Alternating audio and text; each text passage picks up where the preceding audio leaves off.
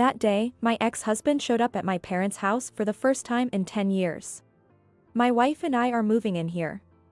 Leave without causing us any trouble. What? Ignoring me, who was at a loss for words, my ex-husband continued. My wife, Amanda, got pregnant. Yes, my ex-husband had cheated on me with a young female colleague and left me 10 years ago. All we want is to provide a good educational environment for our child to be born. We can make much better use of this house than you who are single all your life. I sighed and shook my head as my ex-husband appeared for the first time in 10 years and spoke to me in an outrageous and a brazen manner. What are you talking about? You just can't. What? Are you listening to me? Don't you know? Who lives in this house now? As soon as my ex-husband saw a figure appear from behind me, he turned pale and started shaking. Who the hell is this? At this moment, my ex-husband, who had brazenly come back, realized his actions had backfired. My name is Jennifer. I'm a 45-year-old, a restaurant employee. The company seems to appreciate me fairly well, and among my peers, I'm progressing fairly smoothly in my career. Although I'm living a peaceful life now, it took me several years and many twists and turns to get here, experiencing numerous events along the way. Among them, the most significant event was probably my divorce from my then-husband, Michael. The cause was Michael's infidelity. He shockingly eloped with Amanda, my younger colleague. Amanda appeared as a charming colleague when behaving normally, but she had a tendency to covet what belonged to others around her. Moreover, her behavior was beyond normal envy. If she deemed something she didn't possess as valuable, she would want it. Whether it was an object or even a person, showing a complete lack of common sense. On the other hand, Michael had a friendly personality and demeanor and was easy to get along with. And I was attracted to these qualities in him at that time. Michael took a liking to me as well, which led to us dating. After a while, I introduced him to my family. By that time, we were already in a relationship with the intention of marrying. So this was a decision we made after discussing and settling on what needed to be finalized between us. My parents and sister took a liking to Michael, and he was also amiable towards them, which allowed the engagement meeting to go smoothly. However, it was after this that Amanda, my younger colleague, started targeting him. Passing by us talking in the break room, Amanda seemed quite surprised when she saw him. Apparently, I later found out that Amanda and Michael had known each other from high school and college. After that, Amanda started to intrude between me and Michael, often joining us not just at work but also in our private outings, making it a trio. While I sensed something off, Michael and Amanda's interactions continued even after our marriage. And the more they kept in touch, the more I started to feel uneasy. They would get excited over topics only they knew, and start sneaking off together. Michael, did you go out with Amanda yesterday? I wanted to be included too. Oh, my bad. I'll make sure to invite you next time. Michael's response, seemingly absent-minded, gave me an uneasy feeling. Later, when invited to dinner by another colleague, I was informed of a shocking truth during the meal. Shockingly, this colleague said that she saw Michael entering a hotel in the city arm in arm with a woman who wasn't me. Moreover, when my colleague showed me a photo taken on impulse, it turned out that the woman in the photo was indeed Amanda.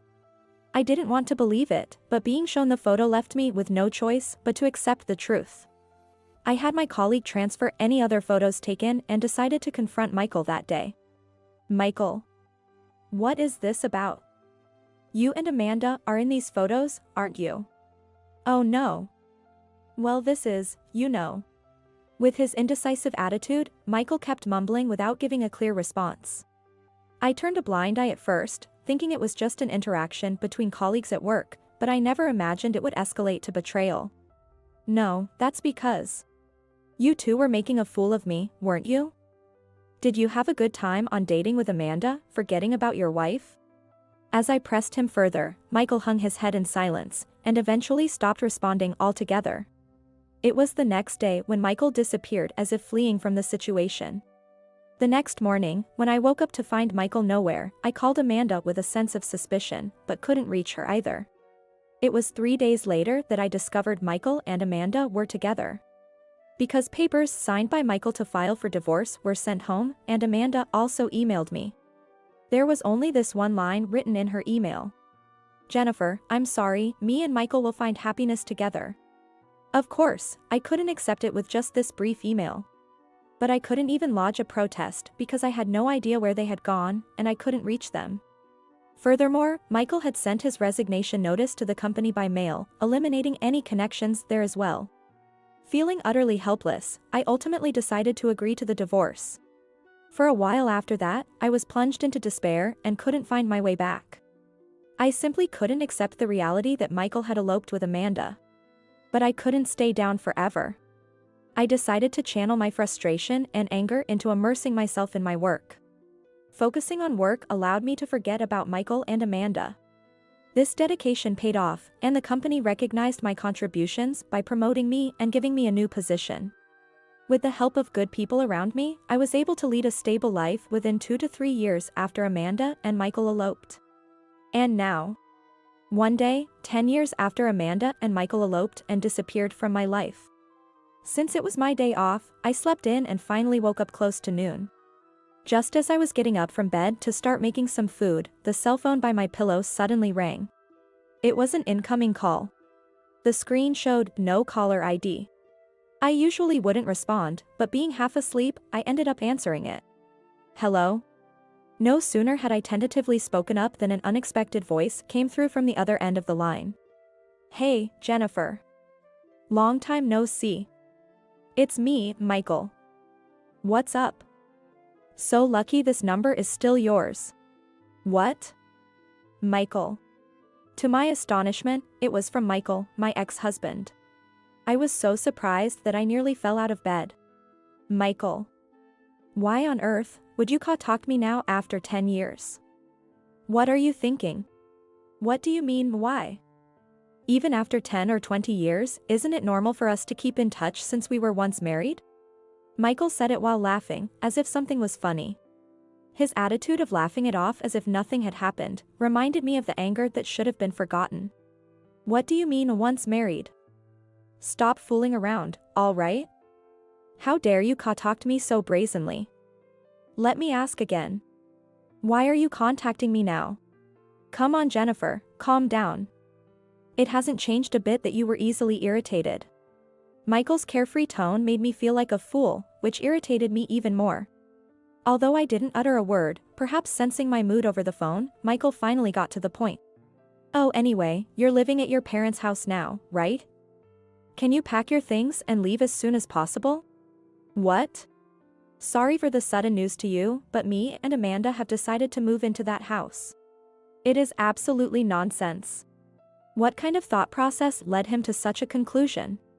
Actually, Amanda and I got married and she recently got pregnant. We want to provide a good educational environment for our child to be born. So, are you telling me to leave? Of course, you won't refuse, right? I'm actually being kind by telling you this. If you stay in your parents' house forever, you won't be able to remarry. My head began to ache with anger and disbelief. I never expected that after 10 years of no contact, he would reach out only to make such an absurd demand. Indeed, as Michael said, I had returned to my parents' house.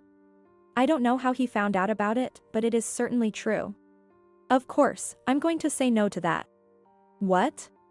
Why should I have to hand over my family home for you too? Are you stupid? You must be, right? When I retorted sharply, Michael, seemingly upset, snapped back in a harsh tone. Oh, my bad. Besides, there's no way you, being infertile at 45, could even remarry. During my marriage to Michael, I never got pregnant. He's probably referring to that when he mentions infertility, but it's such an unpleasant way to put it. This is just ridiculous. Is that all you wanted to say?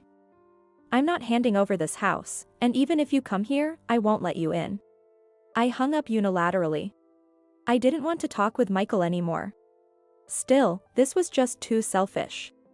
Cheating and eloping, and now he wants this house?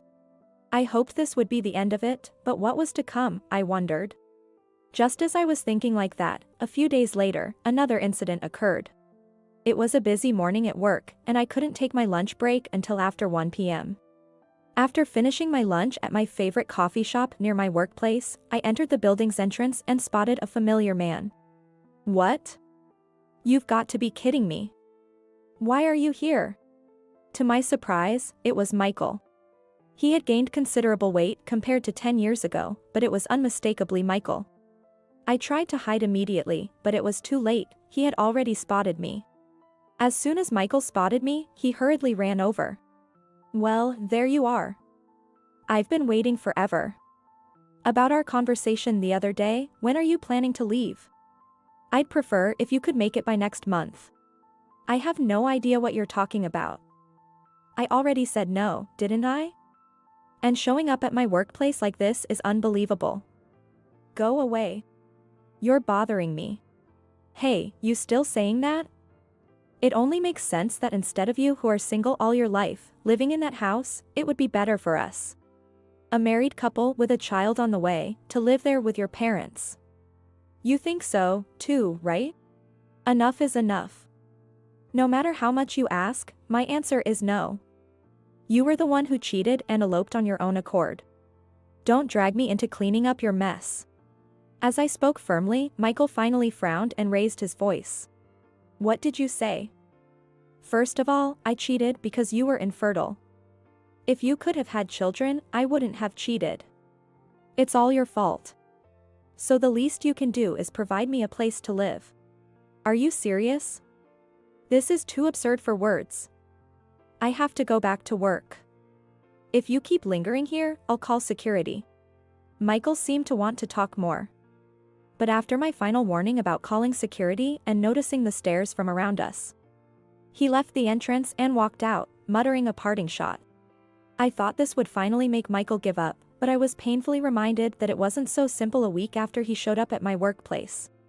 That day, after finishing work, I was leisurely enjoying a game app on my cell phone at home. Then, suddenly, the doorbell rang. I wasn't expecting anyone, but I decided to check the doorbell monitor anyway. I was at a loss for words and my mind went blank at the sight of the person there. Hey, Jennifer. Are your things packed yet? Since you didn't contact me, I came here for you. It was Michael and Amanda standing there. Enough is enough. I hurried to the entrance and flung the door open. Hi Jennifer, long time no see. As you might have heard from Michael, I'm expecting a child. Once our baby is born, we'll let you dote on our baby. You know. Michael was glaring at me, while Amanda wore an unsettling smile. In response to them, I let out a deliberately exaggerated sigh that anyone could notice. Are you tired or something? I don't care though. Anyway, I have very important things to tell you. We are happy about our baby but out of money. So please let us live in this house, okay? Amanda said, looking up at me with pleading eyes. Then Michael chimed in. And I just remembered this house isn't yours, but your parents', right? Are your parents home now? And if they are? Let us talk to them directly. Our baby is going to be their first grandchild, so they're bound to welcome us with open arms, for sure. I couldn't help but laugh at Michael's delusional words. He truly didn't know anything. Hey, what's so funny? That's really rude. Hurry up and get our father-in-law and mother-in-law out here. Huh? Didn't you guys really know who lives in this house now? If you're looking for the people you call mom and dad, they're no longer here. What? Yes, my parents no longer live in this house. Sometime after I returned to my parents' house following my divorce from Michael. My parents gave me this house as a living gift and retired to the countryside on my mother's side. So, I am the owner of this house. When I confronted them with that fact, both Michael and Amanda's eyes widened in shock. Understand? This house is mine, which means I have all the decision-making power. No more counting your chickens before they hatch. I made my stance clear, but Michael persisted even further. Then, you can stay in this house, just let us live here with you. Come on. Let's get along like we used to. A trio, the three of us. That would be perfect, right? Oh, sounds like a great idea. Jennifer, it must be lonely living in such a big house all by yourself, right? If we live together, everyone can be happy, wouldn't that be great? Still unable to break free from their wishful thinking, both of them started spouting absurdities. As I was about to retort, a voice came from behind me. Jennifer, what's going on? It's been noisy for a while now. Is something wrong? Upon seeing the person who appeared behind me, Michael and Amanda suddenly went silent and turned pale. Wait, what? Who is this guy? Jason. Sorry for the noise. But you've come at just the right time. These are my ex-husband and his wife that I was talking about. The man who spoke to me was Jason, my current husband. And in his arms was our little son. While staring at Michael and Amanda, Jason hummed thoughtfully and then greeted both of them, who were visibly confused. Good evening. You're Michael and Amanda, right? I'm Jason, Jennifer's husband, and this is our son. So adorable, huh? Michael and Amanda were left gaping. They must have been truly surprised. Indeed, I had remarried. About a year after divorcing from Michael, I met Jason through my friend from work. Things progressed smoothly with Jason, and we got married less than 6 months after we started dating. Then I got pregnant with our son, and now I'm balancing work with household chores and childcare. Jason is also balancing work with household chores and childcare, so I've been able to advance in my career without neglecting my work. I hope you understand now that there's absolutely no room for you two to interfere. We are happily living together as a family of 3. Oh gosh, Jennifer, you were not infertile at all? Just can't believe that. Michael slumped to the ground, holding his head in despair. What? Jennifer getting married to such a handsome man? That's so unfair. Amanda was stomping the ground in frustration. Then Jason looked down at them coldly and said, "Whatever you think, that's how it is, so please leave now. If you ever come near my precious family again, I won't hesitate to call the police, understood?" Perhaps intimidated by Jason's presence and the mention of the police, Michael and Amanda fled with pitiful cries and their faces turned pale. 2 days later, Michael called me again without learning the lesson. I wanted to put an end to it, so I considered just hanging up and blocking his number. However, having been harassed to the point of him showing up at my workplace, I decided to pick up the phone, thinking I might as well hear his excuses one last time. "Do you need anything else? Jason told you not to come near, right? Please don't say that. We're out of money and have nowhere to go. And we can't even rely on our parents' home anymore." Michael explained that after eloping and quitting their jobs, they had been living day-to-day on temporary jobs and part-time work. But after finding out Amanda's pregnancy, Michael had to cover all living expenses by himself, which led to both financial and physical hardship. Amidst all this, they remembered me and thought if I was still living in the house, they could somehow coax me into leaving. But their plan fell through when they failed to anticipate the presence of Jason and our son. Michael and Amanda then attempted to reconcile with Michael's parents, but having been disowned over the elopement incident 10 years ago, they were quickly turned away. It's quite a normal reaction. Come on, please, I'm sorry for what happened 10 years ago, and I'll do anything to make it up. So, you know what, it's too late. Goodbye. Having satisfied myself by listening to his pleas, I hung up and blocked his number and email. That was the last time Michael and Amanda appeared in my life. Later, through a mutual friend, I heard that Michael had shamelessly cheated again. The reason was that Amanda's pregnancy was a complete lie. It seems that the lie Amanda concocted was a desperate attempt to find a pretext to drive me out of my parents' home. Michael appeared to truly believe that Amanda's pregnancy was real, indicating that he, too, was deceived by the lie.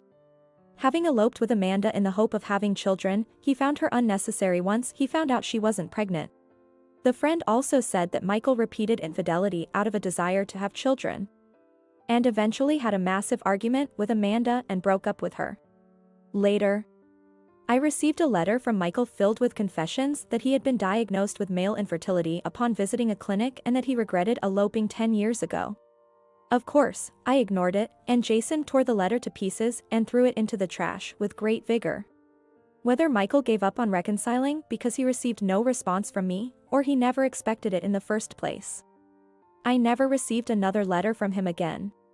Having been disrupted by my selfish ex-husband after 10 years but managing to put him in his place, I resolved to forget about it and move on with my life. Since then, I am living peacefully with Jason, who is kind and compassionate, and our adorably precious son.